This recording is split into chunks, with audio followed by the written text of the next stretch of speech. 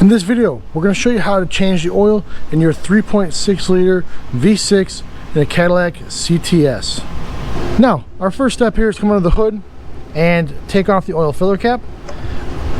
A tip I like to use is to place the oil filler cap right here in the hood latch. That way, if I go to close the hood and the cap's not back on, it'll stop the hood from closing and I can put it back on. If not, oil could fall out of here, could get all over the underside of the engine, or could fall in the exhaust and catch the exhaust on fire in a very rare instance. Now this car here is equipped with a canister oil filter that's accessed from the top of the engine here. So it's right next to the dipstick. You're gonna need a 24mm socket to go ahead and remove that. Now when removing this, you wanna be sure not to damage this cap, or else you're gonna have to buy a new one. Once you loosen it up, we can go ahead and pull this oil filler housing cap off. Now it's good to have a towel or a rag here, so when we pull this oil filter out, we're not dripping all over the place. Now here's our oil filter. Like I said, it's a cartridge style oil filter. If we grab onto the filter itself, we can actually pull that apart. On the housing here, there's a O-ring. We need to replace that O-ring with the new O-ring that comes with the filter. Our new oil filter is a Napa Gold Filter 7090. There's other options out there. The Napa Gold Filter is made by Wix. It's one of the better filters out there. This one's recommended for use on the extended oil change intervals that these newer cars have. So if we open up the box, inside the box we have a new filter and a new O-ring. We'll set the new filter aside. We're going to take a small pick and put that underneath the O-ring, and we'll start to slide that O-ring off. Once it's off, we can go ahead and clean the housing with our rag.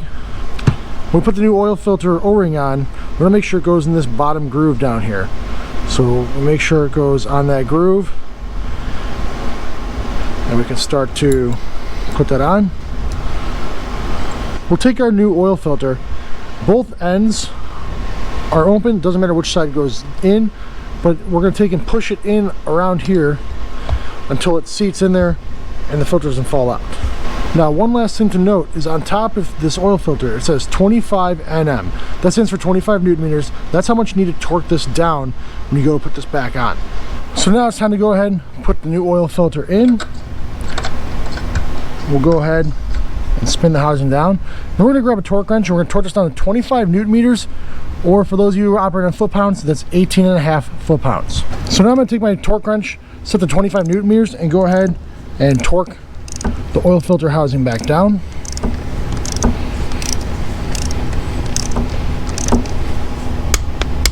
Now we got the oil filter taken care of and the oil cap off, we gotta go ahead and raise the car up.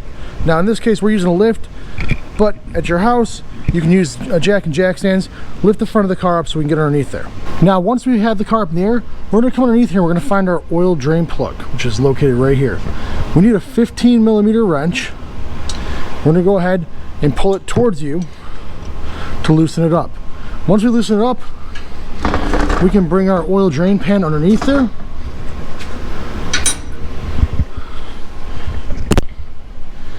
And we can go ahead and remove the drain plug by hand. One tip I always do is that towards the end, I like to take and push in on the drain plug while I'm unscrewing it. That'll keep it from falling right out. Once it stops unscrewing all the way like so, then what we can do is just take and pull it off to the side or back out of the way, and we won't hopefully get too much oil on ourselves. Now from here I'm going to take a rag. I'm going to wipe off this, make sure that the gasket is okay on the bolt. Wait until the oil starts to drip out of here. While that's draining, we can come over here to the computer. We're using our AllData program here. We can look up the engine oil capacity. It says it requires 6 quarts of oil. Below that is our engine oil viscosity. For all temps, we're looking for a 5W30 oil.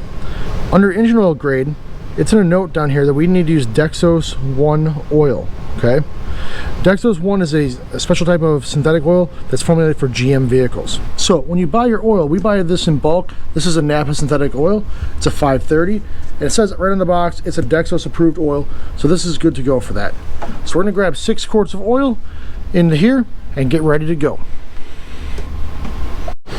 One last thing we got to look up on here is we look up our drain plug torque, which is 18 foot-pounds. Now once the oil is just dripping out of there, we can take our drain plug. We can go ahead and start to screw that back in by hand. We'll get that hand tight. We'll take our rag, we'll wipe off any excess oil, then we'll grab our torque wrench and torque this down. Now the torque wrench is at the 18 foot-pounds, we can go ahead, we can torque down our bolt. One of the things I like to do is come underneath here with some brake cleaner and just spray down where the oil was. So this is some 3M brake cleaner. It's good for cleaning off grease and grime. That way you don't have any leaks that are going to be dripping down from there. Once we're done with this, we can go ahead and put the car back down on the ground. Now with the car back down on the ground, we can go ahead, grab a funnel and fill it up. Now after we filled the engine up with oil, we've changed the oil filter. We can go ahead and take our oil filler cap, go ahead and put that back on. We go ahead and start the motor up.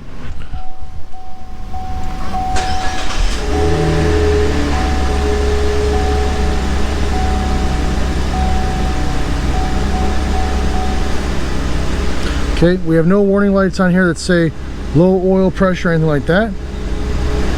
We do have the oil change soon light on, which we'll address here in a moment. We'll shut this off, we'll go back under the hood and check the level. We're gonna go ahead and pull the dipstick out. We're gonna wipe it off, clean it off, put it back in. Then we'll pull it back out again. And we'll check our level, make sure it's good. We're getting the car started up, we're gonna reset the change oil soon light here. So in order to do this, we're gonna use the steering wheel controls. We're gonna make sure that the tachometer here is highlighted. And we're gonna just use the down arrows here to scroll through to where it says oil life. Then you're gonna press and hold the select button to reset it. And it should pop up to 100 after a minute here. So now we're at 100% oil life. Now the car is good to go. Once we've done that, all we gotta do is clean up all of the stuff and we are done. Hopefully this video helped you out. If it did, give it a thumbs up. If you didn't like the video, smash the thumbs down twice, show me that you hated it, and we'll catch you next time. Thanks for watching.